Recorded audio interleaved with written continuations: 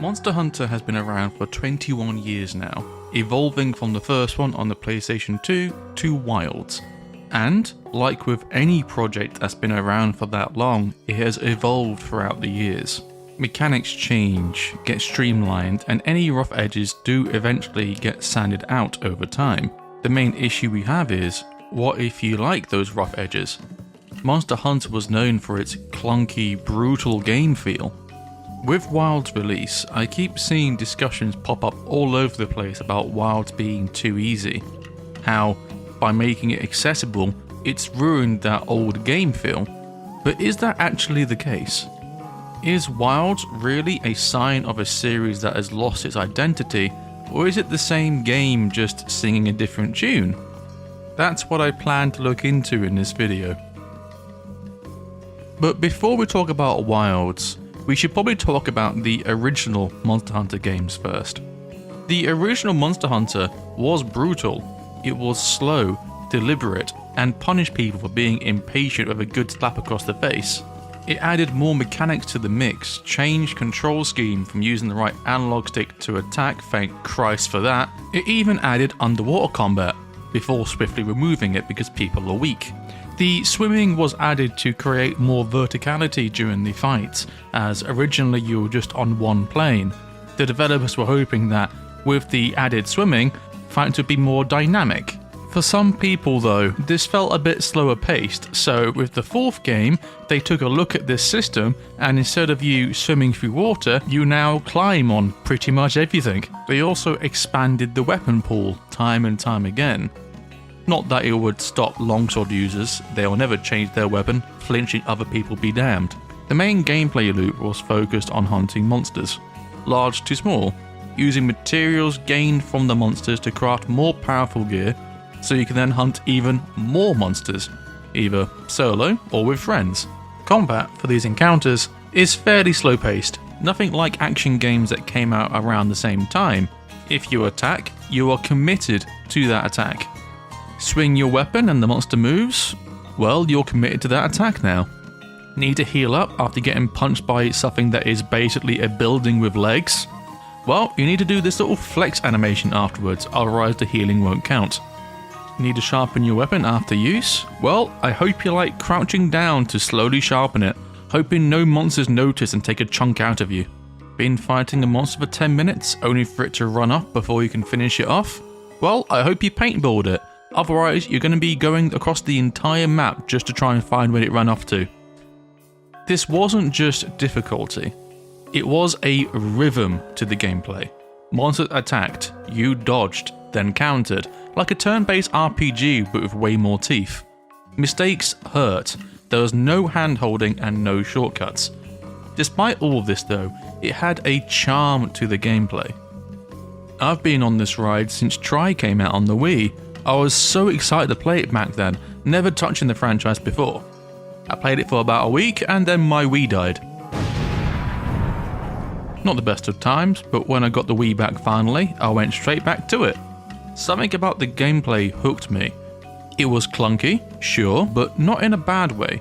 It had this texture to it, which is something that I really enjoyed, and also something that no other game series has been able to replicate. I enjoyed it so much that I've basically bought every version of this franchise since then. I played 3 Ultimate at university, clearing both the single player and multiplayer hubs with my friends. I soloed 4 on the 3DS, really jiving with the climbing mechanics that was added, as well as the globe-trotting adventure feel the game had with you going from town to town.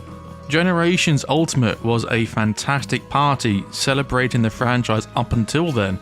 Some people have their issues with this game, and I do see why.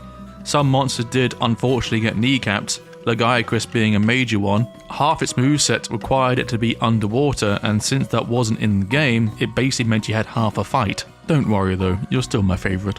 But as a celebration title, showing off where the franchise came from and where it is now, it was a fantastic time.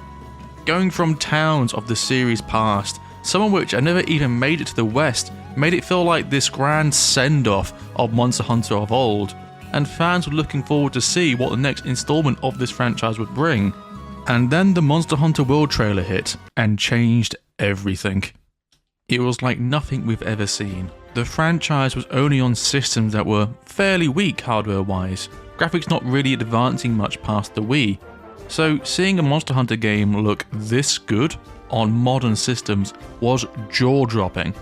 Along with that, they reworked the controls, removing some but not all of the clunkiness, streamlining a few things and making every map this one big area, not cutting them up like in games of old, removing some but not all of the friction. There was one issue with that. Some people liked the friction. With each new release, they seem to be making things a bit more streamlined, a bit more friendly for new players. Some people didn't like the fact that you can now move while healing, while others didn't enjoy the faster paced combat.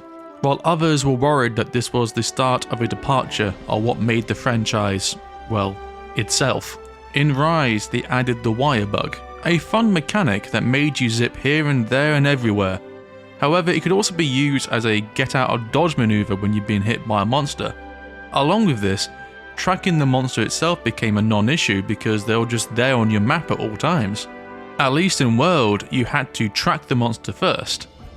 Despite all these changes though, the discussion about Monster Hunter difficulty and the series' identity didn't really become that widespread until the newest release. And let me just say this first, Monster Hunter Wilds is a good game, great even, when it actually runs well and doesn't make my PC want to explode. The monsters are all great, both new and returning ones, and the fights themselves are really enjoyable. However, a lot of the friction which older fans liked seem to be missing at this moment in time, even more so than with World and Rise. Whenever you get hit, you can just call on the secrets, who will then pick you up and run you around while you heal and sharpen your weapon, being able to dodge attacks in the meantime. Tracking monsters became a complete non-issue because, again, you can call on your secret, he will just deliver you to the monster like some sort of bird Uber service. The wound system, while a nice inclusion, made fights far too easy as you could just rank up some serious damage while using it. Gathering materials became a non-issue, so you can just use your slinger to gather everything and anything around you. All of this comes together and makes what seems to be, for me personally, one of the most frictionless Monster Hunter games out there. It's good, don't get me wrong, I still enjoyed the combat. The wound system, despite its issues, gives me a massive rush of dopamine whenever I use it. Along with this, I also enjoy going off the beaten path, exploring the map, trying to see if I can find any gathering spots. Overall, the gameplay loop is still the same. You hunt monsters, you get materials alone or with friends, and it still feels good to get the armor set that you've been after for ages. However, the main issue that's been nagging at me throughout the entire time is, this game's just way too easy. Don't get me wrong, I understand that this game's still getting updates, with them introducing arch-tempered monsters by the time of this video coming out. Hi, Future Chaz here. I've just done the arch-tempered REDASH quest, so I figured I might as well just talk about it and compare it to my expectations.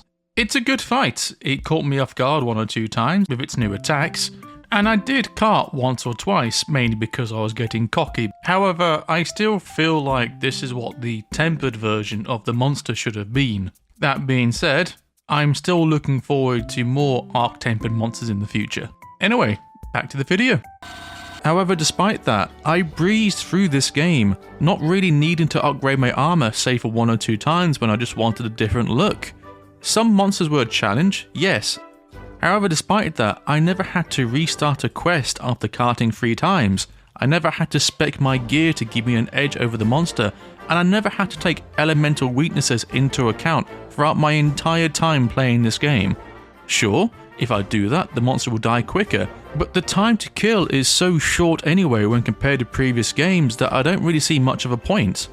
I've asked my friends and fellow hunters about this just to make sure that I wasn't going crazy, so I've decided to talk about what most of them have said, interjecting my own personal opinion here and there. While talking to my friends about this game, there seems to be a lot of overlap with what they were saying and what I've already mentioned. This game is just too easy. One commented about how the tension of item usage is gone thanks to the secret. And they have a point. Whenever you get attacked, you can just call on it and heal while it drives you around, weaving in and out of attacks. One friend also mentioned how the wound system makes most fights with tempered monsters a cakewalk, as you can just hit the tempered wounds and they'll topple over, leaving it free to a beating. The palicos also make this game feel a lot more trivial, as they will just heal you the moment you get a paper cut. Not before waiting for you to heal yourself first. My god, can you please stop doing that? One point that was brought up which interested me was how the game holds your hand and guides you throughout the story, which is good for new players but bad for returning ones. In Wilds there was a point where I wanted to fight the sandworm from Dune. However, when I started fighting it, I got a notification saying that I'm not allowed to fight this monster yet, which is unheard of before in Monster Hunter. Older games would just surprise you with a fight outside your skill level just to make sure you don't get too comfortable with the current quest lineup. I'm sure people who played Try can remember the Get Monster Guts quest where it will just chuck Lagiacrus there like, hey, look at this monster, it's going to destroy you. Removing that certainly does remove some of the rough edges people love so much. This has ultimately brought the situation where a lot of people are now at the end game waiting for new content, and while World had the very same issue, it does feel like with World you still had to work to get to the end game point. Although me and my friends have been playing Monster Hunter for years, so it could just be a case of generational skill. So if you're good at World, you'll be good at Wilds, but I can't say for certain if the opposite would be true. Another point that was brought up was the fact that the environments don't feel as memorable as the past games, and this is something that modern Monster Hunter has struggled with when compared to the older games. And in my opinion, a big reason for this is because the maps don't have loading screens anymore. Bear with me on this. In the older games, like I said before, the map is broken up into these chunks.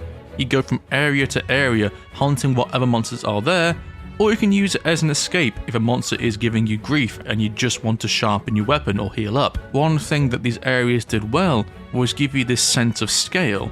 The environment will change, and the area you were in would be but a distant vista in the skybox. It tells a story, for lack of a better term, of how your hunter is scaling this mountain. You start off at the mountain base and then end up towering over the entire map. Sure, it's just a skybox, it's not the actual map, but the visuals alone are striking enough that they stick with you. This is lost when the maps turn into one open area like with World onwards. They do try, there is a lot of verticality and they do have their own set piece. But there's not a moment where I stop and just stare at the skybox, soaking in the visuals like with the games of old. Speaking of maps, they're gone entirely. Before you can get this item that would map out the whole area, easing the player into it. Eventually, after enough time, you will get the lay of the land, figuring out any shortcuts that are not even on the map, to the point that you don't even need it anymore. Not only does this incentivize the player to get the lay of the land, but also rewards them with this extra space in their bag once they do memorize it, as they no longer need to carry the map with them. World and Rise still have you walk across the map to get the lay of the land, sure, with World having this system where you have to track the monster down, and Rise having all these bugs that will give you more health or more stamina. These helped the player to understand the map layout and go from place to place with seemingly little issue. Wilds has nothing. It said it has the secret taxi service. Now, I know you can go manual when using the secrets. You can also not use them. However, let's face it, the majority of us do not do this. Why would we? The secret knows the fastest way to the monster. Any environmental shortcuts that we would have learnt via gameplay is just done via the secrets. It would sometimes even beat the monster to its resting place if it's running away from you, leaving you there, sitting, waiting for it. But these open maps also bring a second issue, which is performance. We all know that Wilds has performance issues. It's apparent across all platforms that it's out on. I myself don't have a high-end system, more mid-range. Even then, it will still struggle in some areas, going from a stable 60 to a low 20 at times.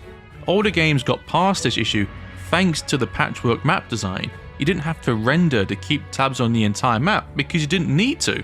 Now, thanks to the new approach of the maps, the game needs to track every minor thing to make sure nothing is out of place. World had a system where it would unload certain areas of the map if the player is far enough from it. And Rise was on the Switch, so graphically, it was less demanding, leaving the engine some wiggle room for the more open level design. Wilds tries to have its cake and eat it too, with the graphic enhancements from World brought with the open level design of Rise, and it struggles to do both. Don't get me wrong, I'm not saying that Wilds loads the entire game in one go, don't be silly. There are 5 major areas in the game and it loads each and every one after a player goes to a transition zone. I'm mainly talking about when the player is in a certain area of the game, not going from area to area. Lastly, another point that I want to bring up is how preparation seems to be null and void now. I did mention this early in the video, but I have never really paid any attention to my equipment through the entirety of the game. Once I got my Arc Vial or Gourmet Gallo equipment, that was it. Sure, in older games it was annoying because if you forgot to change your equipment, you needed to leave the quest, go to your house, pick the equipment set and start the quest again, not before eating at the Cat Cafe. World and Rise streamlined this better, having your equipment at the starting camps in each of the areas, meaning you can just equip your acquired sets then and there. However, with Wilds' more open design, you just don't stop hunting, you go from hunt to hunt. Sure, you can go back to the camp, but you don't really need to. This breaks the preparation phase the game used to give you, and it also ruins the pace of the game. In older games, you used to prepare, figure out what items to bring with you. Do you go for the capture? Should you bring these power-up items with you? Do you need all of these null berries? Yes you do, don't be silly. You also start to seriously consider your weapon loadout. Do you go for raw damage? Do you try to exploit an elemental weakness? Maybe you bring a weapon with a status effect like paralysis or sleep. Along with this, you start to think about what armor set to bring with you. Do you bring one that has really good skills but is weak against the monster you're fighting against? Or do you go for one that is resistant against the monster you're fighting but has weaker skills overall? This balance made you feel like you were hunting monsters, not just fighting them. In Wild, your cat can just negate any negative effect that you have on yourself, or heal you. Along with this, you don't need to think about what items to bring with you like hot or cold drinks, as the world is littered with critters that can give you those effects, as well as critters that heal you or give you a stamina buff. It just makes you going through your inventory before kinda pointless. Don't get me wrong, I spent a long time just talking about this game's shortfalls when compared to older games, but I don't want you to think that this game is bad. Far from it. It's still a very enjoyable experience, just different from what the older games were offering. I'm harsh towards this game because I'm a fan of the franchise and I want to see it do well. Even though the combat's more fast paced when compared to older games, it still feels great. You get a real sense of weight behind his weapons, and when you finally unleash that one combo you've been saving for God knows how long, it just feels good. And even though I did mention that the level design does not feel as big as it did in older games, it still feels more alive, Wilds especially, thanks to the changing weather effects.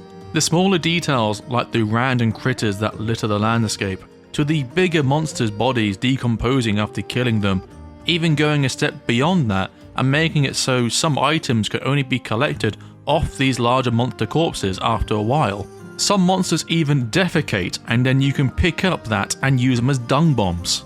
You can use the surrounding area to trap or hinder monsters, be it rocks above you, trees that have vines, or pits of gas that you can fling a flame at. Along with this, monsters also don't try and start a fight with you the moment they lay eyes on you, which makes gathering so much easier. Layered armor is also great, making fashion the real endgame of Wilds. And while we're on about the endgame, they made it a whole less grindy than World. Finding artisan parts is easy, however finding the parts that you want is not, as it's random what parts you get. Want an all paralysis weapon and melt the other monsters? Well, I hope you like gambling. The story is also a massive step up from previous games. World and Rise's stories were good, but this one makes you feel like such a badass. The characters are all likeable, yes, even Natter, you all are just mean. The new monsters are also just so damn well designed. I cannot think of any that I did not like fighting or hated the design of, which is so damn impressive. There's so many weird looking monsters that I can't wait to see what else they have in store. And they're bringing Lagiacrus back, my boy. I am so happy to see how they translate his moveset into the newer game style. And the food just looks so damn good. If it's your first Monster Hunter game, you will enjoy it. It does a lot to bring new people in, despite what older fans like myself may say about the hand-holding and sanding off the rough edges. It's always great to see new people try this franchise and get a good feel for it. I just wish that they also took notice of the older fanbase. The classic games are all locked away on older hardware. The only one that's not is Generation Ultimate, and that's on the Switch. But these games are ripe for a collection pack, similar to the Phoenix Wright games. A port with online play via Steam, PS5, Xbox or Nintendo Online would do a lot to keep the older fans happy, as despite the newer games adding all these new features, sometimes you can't beat the classics. But that's just what I think. Do you feel the same way? Or am I just an old man yelling at a cloud refusing to accept change? End of the day though, I think we can all agree. They need to bring back the Pelico chefs, I miss them. Hello, thanks for watching this video. A huge thank you to my friends and fellow hunters who all offered their thoughts and insights while I was making this video. You're all fantastic people. And another shout out to my friend Mr. Fantastic Ghost, who was able to get footage of wilds from their machine. I could get footage of smaller bite-sized pieces, but after a while my OBS just flat out refuses to record anything, so their help was greatly appreciated. If you liked the video and would like to see more of my content, I did make a video looking into Slay the Princess. Alternatively, if you want something a bit more rambly, I do go on about scalpers ruining hobbies for a good 10 minutes. And as always, if you do want to keep up to date on when I release new videos, please do subscribe, it does help me out a lot. You can also follow me on Blue Sky. I do tend to post there every now and again, but if you've got any questions about video making or have an idea for a future video, please let me know. And yeah, that's me done. Have a fantastic day. Ciao.